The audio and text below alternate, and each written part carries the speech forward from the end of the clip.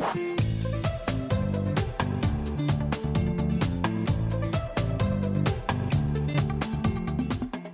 what's up, everybody? Steve Schwartz here from LSAT Unplugged, coming to you today to share some exciting news about why law school will get easier and easier in the coming years. Before I get into it, please do me a favor, like this video, leave a comment, and subscribe to the channel if you haven't done so already. It really helps with that YouTube algorithm, and I really do appreciate it. So why will law school admissions get easier and easier in the coming years?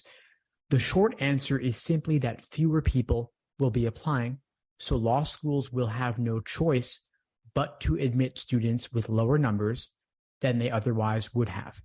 And they'll also admit more students in anticipation of the drop in the number of applicants. But why will fewer people be applying? And how do law schools know this will happen? Well, I have to backtrack a little bit. During the 2008 recession, people had fewer kids because the economy was bad. The US birth rate is currently down nearly 20% since prior to the recession. And according to the Higher Education Demand Index, it's down even more in the demographic groups that typically go to college. This means fewer people will apply to college in the year 2026 and beyond. Fewer people apply, it's easier to get in. And because fewer people will be going to college, fewer will be graduating, so fewer will be applying to law school. This means it'll be easier to get into law school in the year 2030 and beyond. Now, colleges and law schools are aware of this demographic cliff, and they're really worried about it. One Harvard academic, Clayton Christensen, predicts that half of colleges and universities will close or go bankrupt by the year 2030. Fewer students means fewer tuition dollars. Some schools already have trouble getting applicants as it is, so many lower ranked schools will likely close their doors and go out of business. Of course, no institution wants to go out of business. And even if they're technically nonprofits for tax purposes, they have the same concerns as any business. Smart schools will plan ahead by accepting more students prior to this enrollment cliff created by the demographic cliff. This will give them more tuition dollars to plan for the lean times ahead. So, to summarize, admissions will be easier in 2030 and beyond because there will actually be fewer students graduating from college and applying to law school, and it'll be easier prior to 2030 because schools will accept more students in anticipation of the impending cliff that starts in 2030.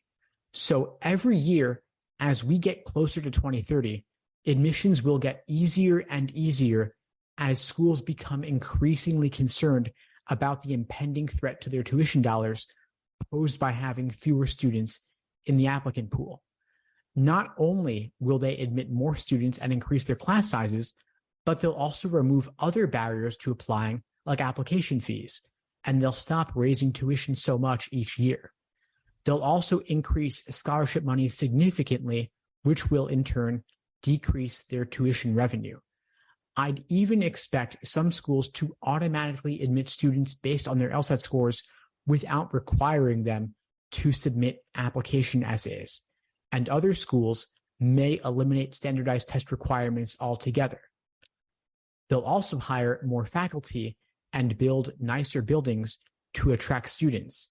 And the number of schools offering online JDs will increase significantly. It's worth noting that the drop in applicants will be much more severe for smaller and lower ranked law schools that rely heavily on tuition dollars.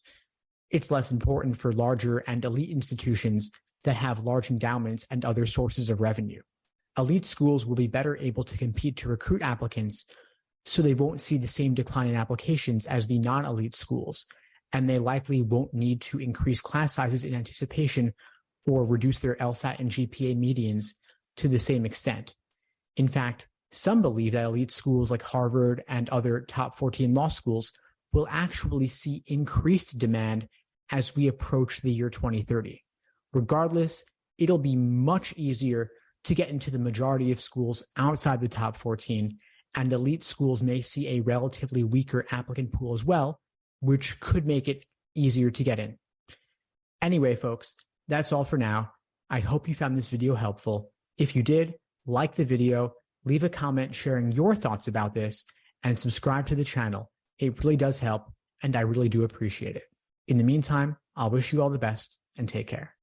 Thanks for tuning into the show. Please subscribe if you haven't done so already to be notified of new episodes as I release them, and feel free to reach out if you need anything at all as you move forward with your prep. I'm happy to help however I can. In the meantime, I'll wish you all the best and take care.